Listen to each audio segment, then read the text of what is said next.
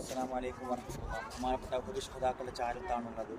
ഇസ്ലാമിക റിപ്പബ്ലിക്കിന്റെ രണ്ടാമത്തെ യുദ്ധമായിട്ടുള്ള ഉഹദ് യുദ്ധത്തിൽ ഷഹീദായിട്ടുള്ള 70ഓളം വരുന്ന ശുഹദാക്കളാണ് ഇതിൻ്റെ ഉള്ളിൽ അന്ത്യവിശ്രമം കൊള്ളുന്നത്. ഖുറൈശികളിൽപ്പെട്ട 23 പേര് മരണപ്പെട്ടിട്ടുണ്ടായിരുന്നു. ആ കാണുന്ന ചരിത്രപ്രസിദ്ധമായിട്ടുള്ള ഉഹദ് മലയും അതുപോലെ തന്നെ പ്രവാചകൻ സല്ലല്ലാഹു അലൈഹി വസല്ലം 50 പേര് ആ കാണുന്ന മലയുടെ മുകളിലായിരുന്നു. ശത്രുക്കൾ വരുന്നോ എന്നറിയാനും മുകളിൽ നിന്നും താഴേക്ക് വരുന്ന ശത്രുക്കളെ അമ്പ ചെയ്ത് കൊണ്ട് അവരെ തുരത്ത് ഓടിക്കാനും മലയാണ്.